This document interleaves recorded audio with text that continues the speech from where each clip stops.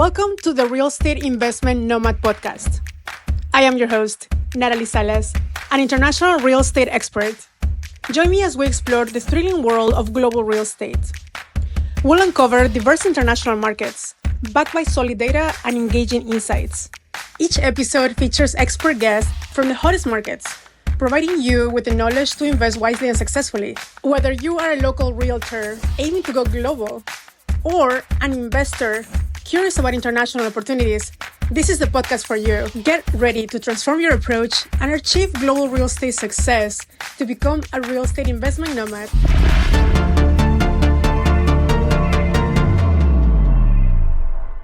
Hi, this is Nathaly with the Real Estate Investment Nomad podcast. Today we have a very special guest all the way from Dominican Republic, Pedro Reyes Castillo. Hola, hola, hola. It's a pleasure to be here. Been trying to get into this podcast several years and I was declined. It's okay. We've invited him many times. Yeah, but the schedule has been horrific, but loving it. Yeah, I know, I love it. You want to go this in Spanglish or completely in English? Well, English prefer, but we can always throw some Spanish in there. That's easy. Pedro's an amazing agent, many years of experience. You want to tell us about his story. We want to talk about Dominican Republic as a real estate space and the opportunities there. And also, who's migrating there these days, because there's a lot of migration from the US to other countries, and the Caribbean is a very important hotspot these days, not only for investment properties, people are already moving there and living there. It has changed a lot from the beginnings of our country, where it was more focused on tourism in itself, but not actually the investment. Then 80, 85, 90, you will see more people placing themselves in Dominican Republic, mostly Eastern European, Russian. That was the first wave of people actually settling down in Dominican Republic. And then the Canadians, which is, if you go into the history of tourism in Dominican Republic, Puerto Plata, which is the north side, was the first one. And that is still one of the places where most Canadians reside when it comes to the art. So that someone from that specific area, which is Rainieri, who created Punta Cana, his mom and all of his family was connected to tourism. So it made logical sense at the time that those Europeans was taking over all the process or all the land. Then he moved to the north side, the east of the country, which is Punta Cana, which is now very well known, but at the time was just a little small place. But the government went in and it became a tradition of a brand. So people may know Punta Cana first and then find out that Punta Cana is in Santo Domingo. So, and it's not something that bothers Dominicans in itself, because like I mentioned, it's the marca país.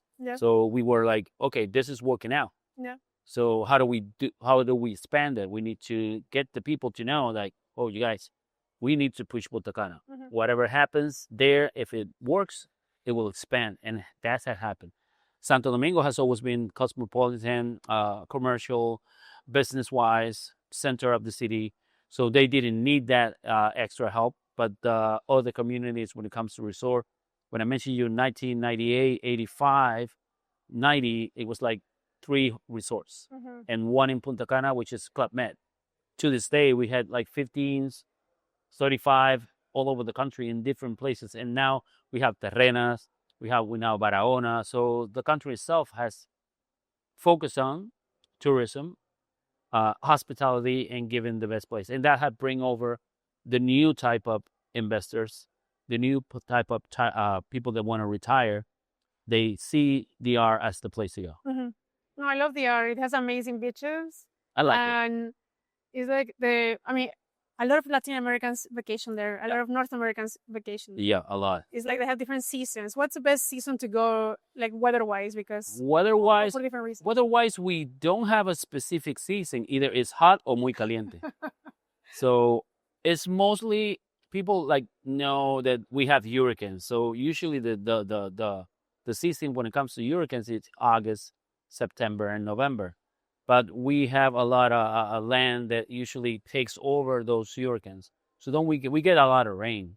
but for the past year, we have not had any major hurricanes that had impacted physically or even mentally when it comes to the art. So mucha brisa. That's basically what happens. That's good. And economy, how's your perspective? You've been there, you're born and raised in DR. Tell us a little bit more about you first, and then we'll go into the details about international. Well, I've been doing this business from about 28 years. I got into real estate. I'm a lawyer. So when I got my first job as a paralegal, I was in a well-known firm, but they didn't have someone that connected to the real estate.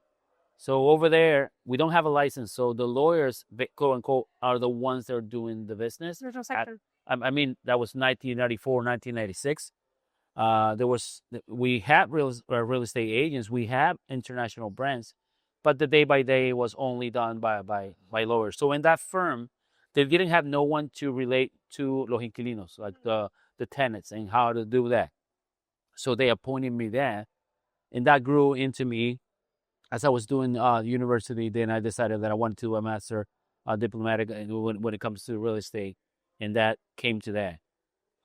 Then in few years back, all there, I saw the need of real estate was evolving. Now you have all the brands that are now physical in it.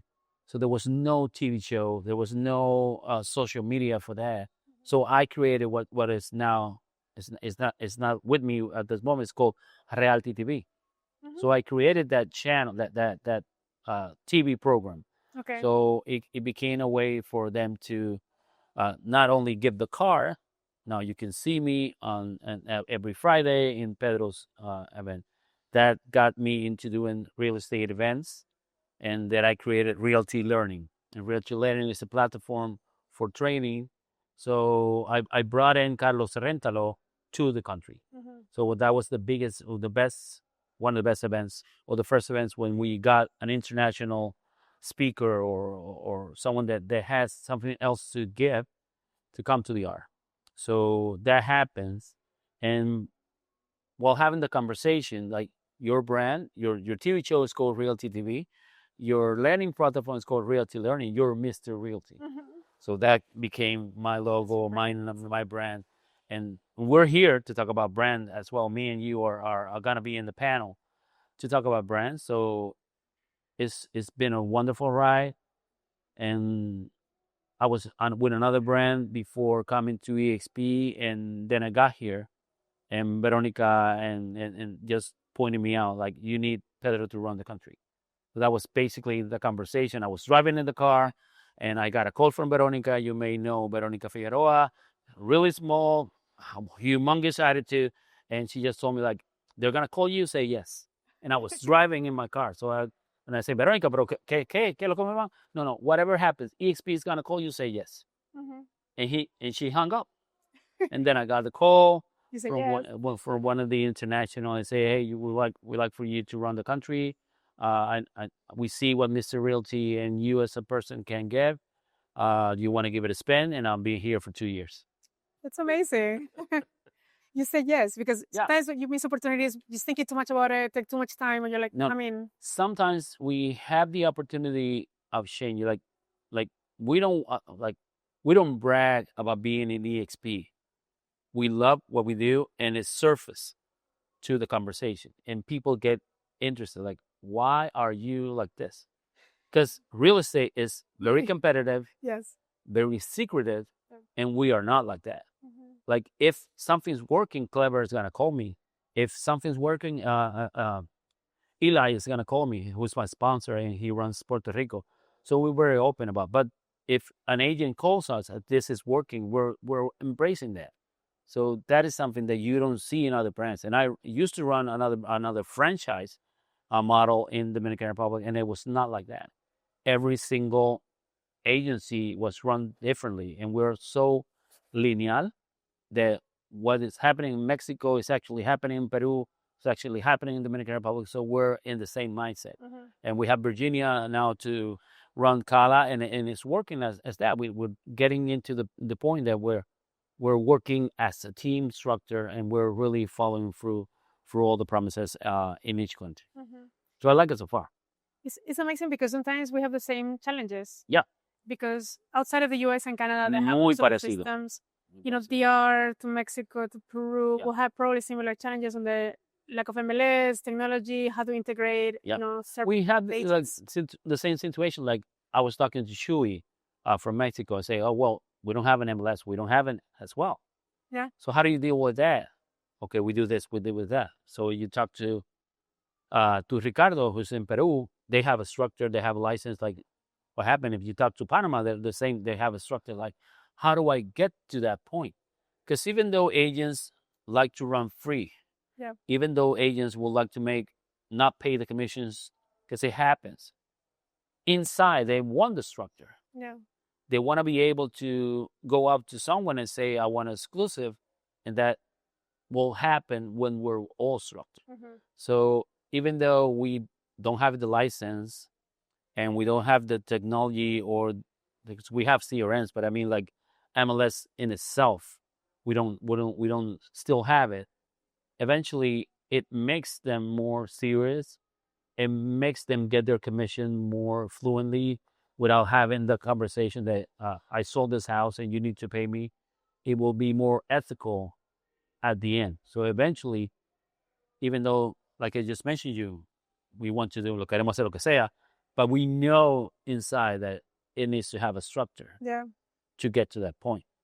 Because every single time, every single year, every single month, we are seeing more international buyers to our countries. So they already have a structure in their countries. Like, let me give you an example. When we first started doing real estate in my office, I'm a lawyer as well.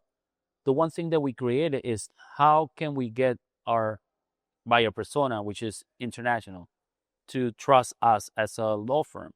Well, we need to find out what the process is in the state and give the equivalent to those processes in the R, and let them know, like, well, you do this with an appraisal, you do this for offer, you have an underwriting. All of that is done by a lawyer. Yeah. So we do that introduction first into real estate, and then we let them know, like, we're going to go and purchase or see your investment, so they feel more secure. It's different to, you know, selling locally, yeah, than selling internationally, and fulfilling all those processes that you said that sometimes local agents don't understand, and they sell as you will sell somebody. They understand it, Natalia. They don't want to they don't want to say it, but they do. Because get it, but they don't apply it. If you go to Mexico, if you go to Peru, if you go to, like, who do we look for? Where do we set our eyes to new technology and to process? It's to the States. Like we mimic what we see in real estate in the United States. So we know that I'm a buyer agent, I'm a seller agent. There's responsibilities to that. We know that because we see it. We watch TV, we watch so many shows, we watch your channel. So you know that there's a structure to it. Yeah. But you just want to be Latino, you just want to be Caribbean, say, no, mañana, or lo que sea, no. But eventually we will get there. Yeah. Because we're seeing a different type of breed, if you will, of investors. We see families and trusts that come and they want to have, like, I want to buy 20 tickets. I want to buy 40 tickets. This is a new development. I would like to buy it all. And then you're in the situation, how am I going to deal with that? Yeah. So you need to be professional in order to get that type of client. Because that type of clientele knows the responsibility of that agent. It's like when back in the day, you have the médico de cabecera, like that médico that doctor from the family. Real estate agents are now the real estate agent of that family. So if you want to get that client, you need to up your game to the ethics and the morals that those clients are needing for. Because, like, every time you say, like, I would like to get that client, I would like to get that commission. To get that commission, you need to be at that level. Yeah. And it's not, and I want to be more a little bit more, like, give a statement. It's not about the brands. You need to get to that level. No matter what brands you go to, because me as a country leader, as a representative of a brand, I see the conversation. The brand is not giving me this. No. It's actually you need to up your level because you know it, and I know it, and Rodrigo and all of us that know it. EXP has all the tools at your fingertips to get to that level, but you need to be at the level. You need to study it. They don't insert it in your brain like the Matrix. No. Todo el mundo quiere el dinero. Right. How do you get the money? You need to get to the level. Yeah. To that money. So from your experience, would you say that the company EXP has been shaping the way real estate is done in DR in a way that at least gives more structure and a path of like that you need to follow to do the right thing for your clients? Also be mindful what we promote, because sometimes in Mexico we cannot promote everything. No. Some things are like they're not viable. No, we don't have the same. We're getting Sisu in this month and seeing how it works.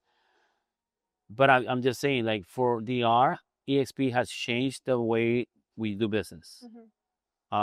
Before the pandemic hit, and I don't want to remind of that situation, but that was an open mind, like open your eyes.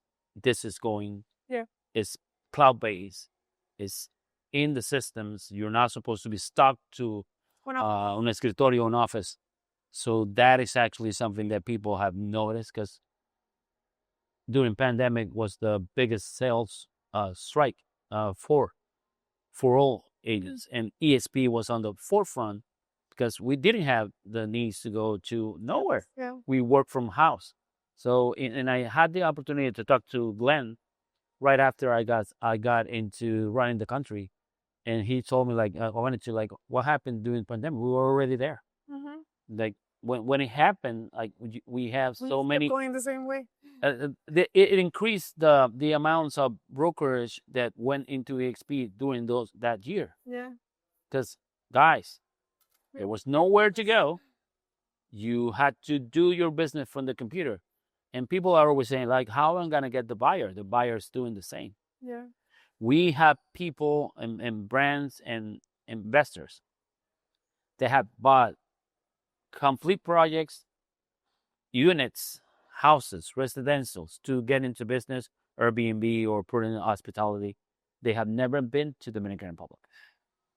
And I'm not saying that like I'm not saying $150 apartments. I'm talking units, 20 units, 80 units, a full. You get into whole building, a whole development. A full development, but for someone that has never been to the Dominican Republic. It's insane. But that those people are sitting down in the computer, they have their NASDAQ, they have their calculation, they know the numbers, and they say, well, numbers tell me I need to invest in the Dominican Republic. We will prepare. That's crazy, because sometimes it's like what is the saying, right? Like the preparation meets... La preparación, el éxito. Éxito es preparación, preparación y tiempo.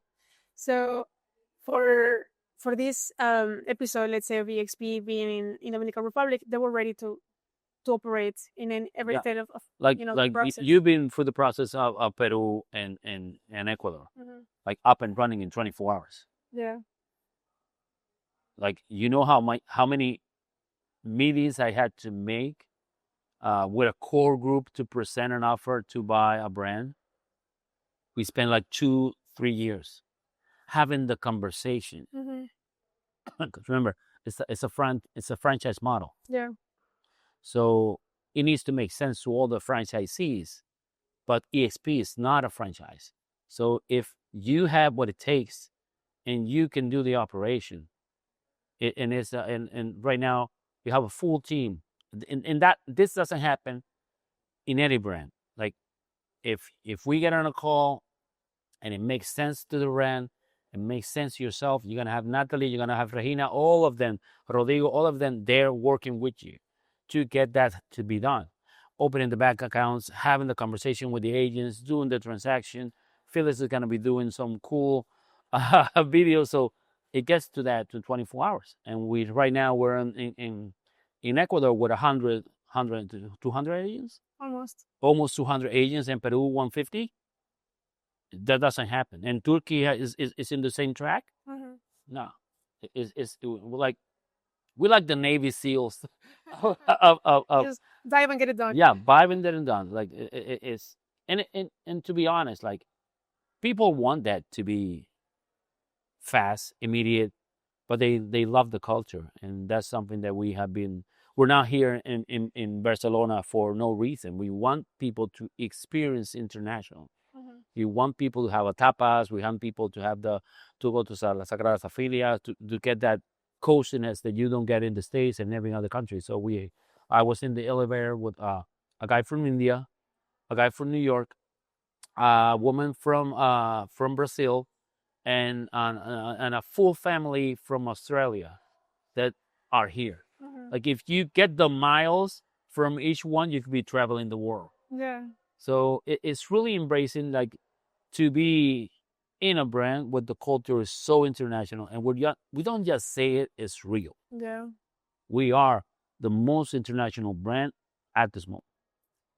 That's amazing. For the people that don't know much, let's say they're new to the international side of things. They're local agents in the U.S.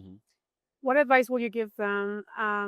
Because sometimes they're like, "Oh, I'm an international agent, but I'm gonna stay in Houston, No. and I haven't stepped out of Well, here or there." one thing that has worked for me is to embrace dual agency.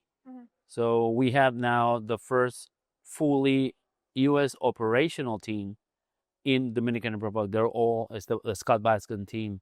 They came all full. We have the Gaciano team, a fully New York, New Jersey in there. You need to look around your agents if you're a broker. They might be someone with a background to those countries. So you need to tap into that. If you have someone that's Latino, they might be a country that is already open. And by having the opportunity of co-sponsorship, get that agent to become a dual agent and have a co-sponsorship with someone from those countries, and you will see how you will grow. You can do business, real estate in itself, in your piece of land, but the money when it comes to investment and to growth is international. So just sit down as a broker, like who do we have? Like maybe I have someone that's Mexican, maybe I have someone that's from Peru or Ecuador or any other country. So talk to that agent. Would you like to become a dual agent and do the investment? Because they say, well, I'm gonna be paying a monthly fee in Dominican Republic and I'm gonna be paying a monthly fee in DR. But if you take the numbers, like to just one deal, you can pay the full year. So it makes a lot of sense. Like we have higher commission than over there. Yes. Well, our commission starts at 5%, but it can be all the way up to 8%. In the States, it's fixed to 3 and 4. Yeah. So money wise and percentage wise, you get more money when you do an international business than what you do in there. Yeah. And you can do it in flip hop and having a pina colada. So it's a different demeanor. I mean, when I went to Mexico, I was surprised by the amount of commission that it was offered. But we also had to find the real from the no real, because sometimes I think I've seen up until 10% in Mexico. But when they offer more than that, I kind of have to ask why, because sometimes they're like very iffy developers that do it 14, 15%, but we just don't know much about them. That's what they want to put. That's one thing that I always talk to my agents. Like, you need to do due diligence. Yes, 100%. So, especially abroad. Yeah.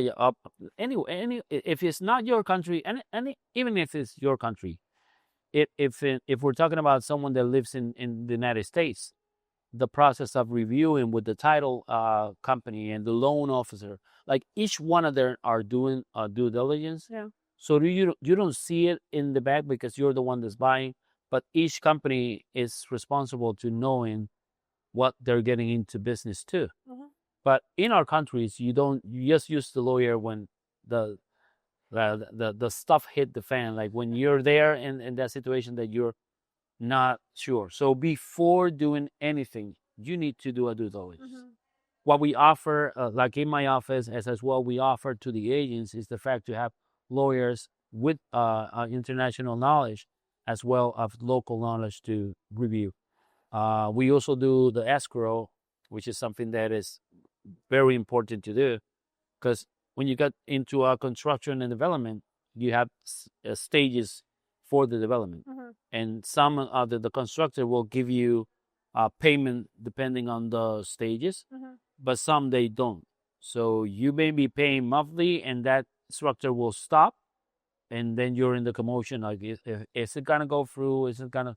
So reviewing before due diligence is without a doubt the best gift I can give you if you're doing a business internationally. We do it as a brand, but you should do it as yourself as well.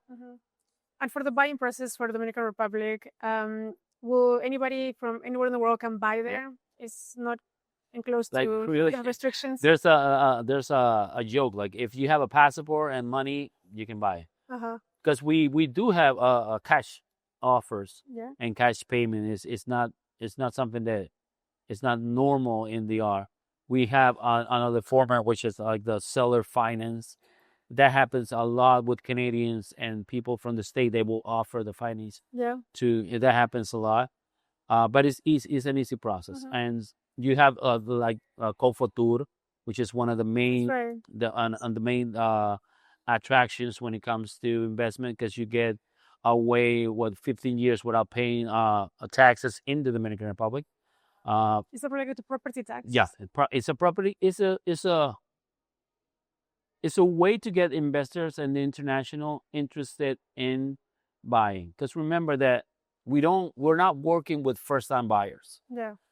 This is not a couple that's going on, and no. This is actually people that already have buildings and properties in their country. So having a flexibility when it comes to tax, it makes sense to an investor not paying 15 years. There's a little bit of bits and pieces legally that if you reach out to me, I will let you know. But it can be someone, and then you have 11,000 visitors and more, millions of visitors last year, and we're hitting right now like 8.7. So by the end of the year, we will go over 2024 and to, I don't know, like 13, 14 million visitors. And the 60% of those visitors goes to Punta Cana. So it's easier, is it? But investment, the best way to do investment is to do a wise investment. And I mean like wise, take a look, review, check, do a due diligence, and go for it. So to summarize, the steps will be, let's say I'm interested in buying. Debida diligencia. Due diligence, talk to the, ethical realtor. Yeah. Or the team that we have in the Dominican Republic.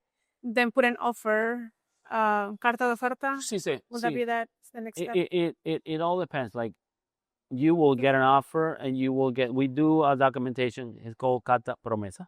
Okay. So it's basically what it says. It's a gentleman agreement that I like what you have.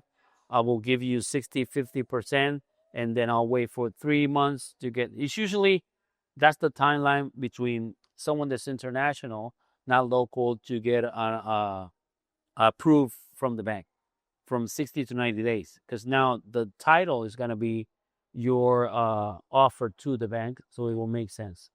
But or either you have a Dominican company, which is one of the other things that I say to my clients. If you want to buy locally, do it via LLC, which is another process, and get that asset into that LLC. So that way it will be more arraigo. I don't know how to say that in English. Or like consolidated into the country. So it will give you more because like benefits. Yeah. You have a company versus. So like over in different countries. I know you talked to Samia as well. So they have the golden visa. So we do have that type of structure. Over anyone that spends $250K, they will get the residency. So now we're seeing that's one thing we're seeing more now. People, not Americans, because Americans usually go to our countries to retire or like veteranos. Yeah. So they have all their benefits over there. But now we're seeing Colombians, we're seeing Mexicans, we're seeing Canadians as well, looking for the residency. They invest Actually live there. to live there because like they're I'm with the part of it. yeah. Why wouldn't you? yeah. Why not? Like 24/7, 12 months without rain, sunny beaches, blue turquoise ocean. Why not? It makes it's not a no-brainer. We have rentals units that go for 12 months. So long term. Yeah, they a full family will rent it for 12 months or 8 months, which is basically a cycle when it comes to the other side of the world that is frío, están en nevado. So they go to the R for that offer. So it happens a lot. So that's good because sometimes they have certain destinations that people buy everybody for investment and then it's empty. Yeah. And it's only rentals. No. We have probably a few situations of buildings that are empty, but they're already bought. But it's a cycle. Yeah. Now we're seeing a difference when it comes to Airbnb. Now we're seeing more of concierge. Now we're seeing international brands like Marriott. We're seeing HSA. We're now in the business of keeping up the units to a hotel level and giving you 60% of occupancy on site. So it makes sense. So it doesn't.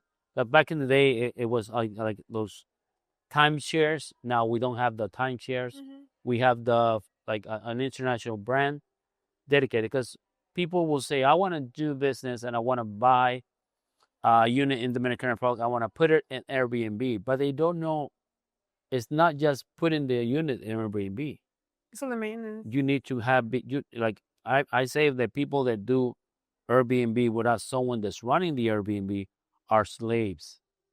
Because if I'm renting your Airbnb and in the morning I don't have water, who am I going to call? I'm going to call you because I'm paying to be in a place that has all the necessities. Yeah. But it can fall. Like we have power hours. Yeah. So it happens in every Latin American country. So it's something that someone from different countries are not accustomed to. So I prefer an investment that has one of those hospitality running it and securing my 60% of occupancy and using it 3 months, a week, a month. Yeah. It depends. It's hands off investments. Yeah.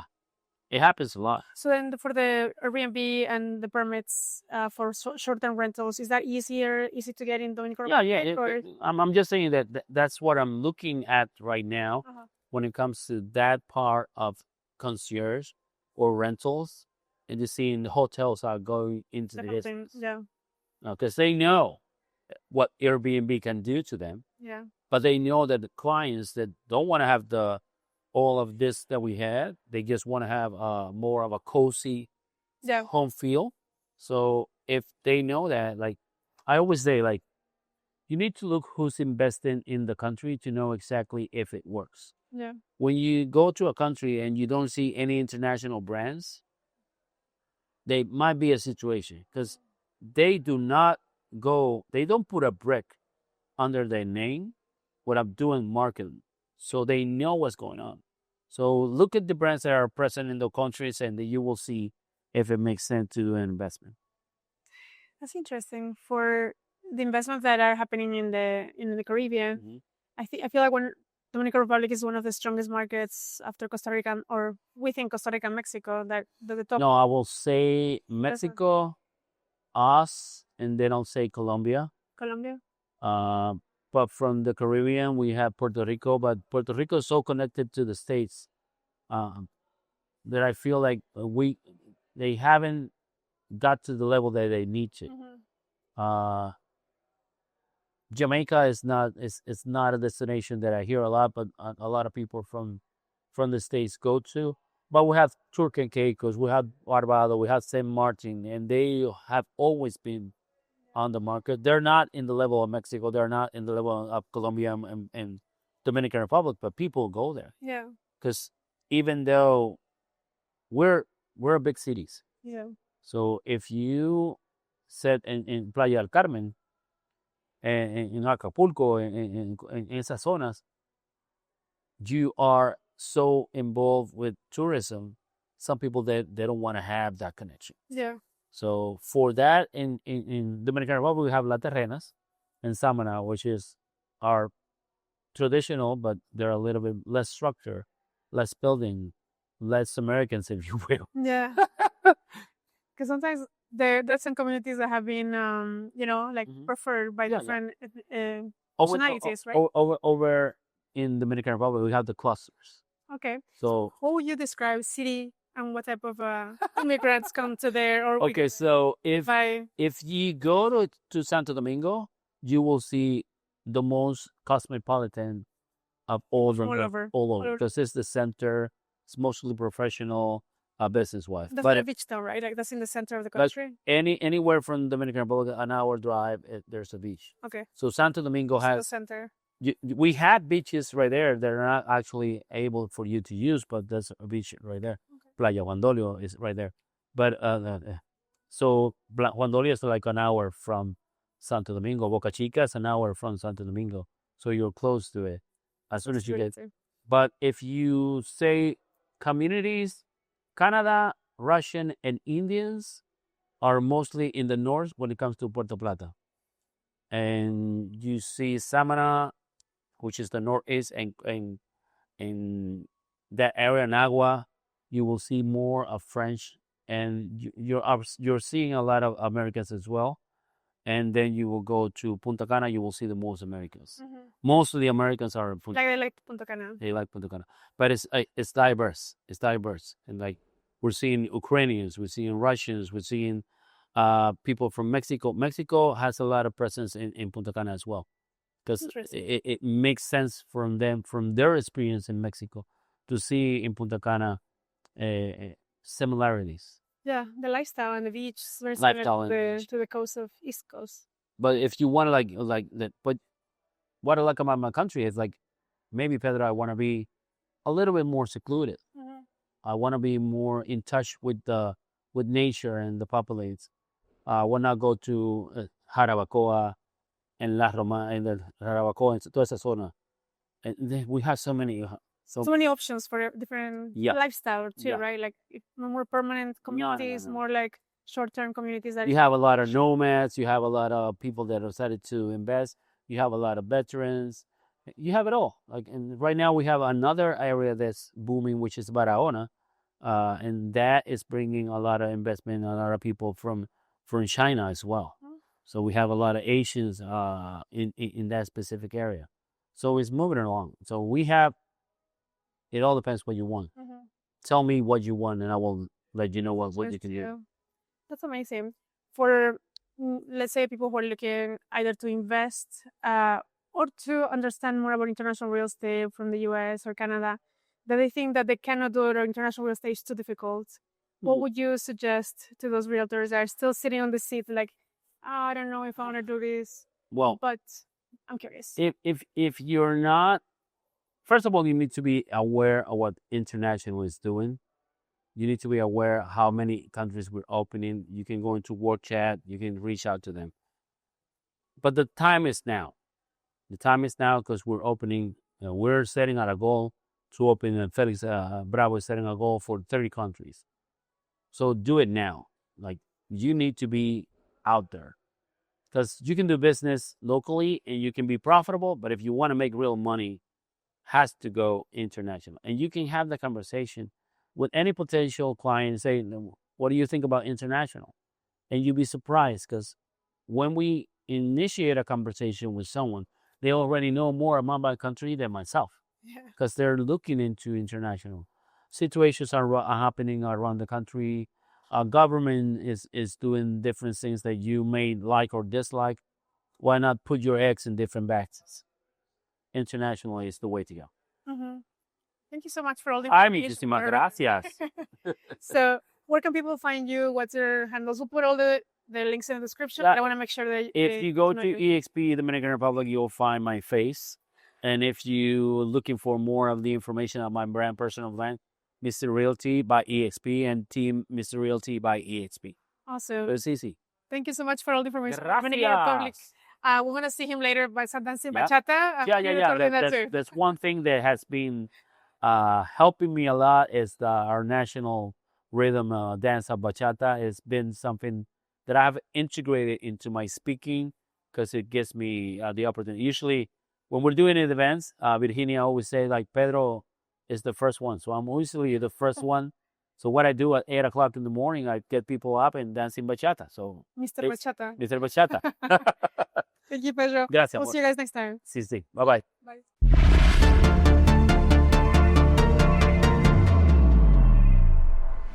Thank you for joining us on the Real Estate Investment Nomad podcast. I hope today's episode has inspired you to explore new horizons in global real estate. Remember, the world is full of opportunities waiting to be discovered. And with the right insights, you can turn those opportunities into successful investments. If you enjoy the show, please subscribe, rate, and leave a review. Your feedback helps us bring you the best content possible. Don't forget to follow us in social media for more resources and updates. Until next time, my friends, this is Nathaly Salas, encouraging you to think big, invest globally, and transform your real estate journey. Safe travels and happy investing.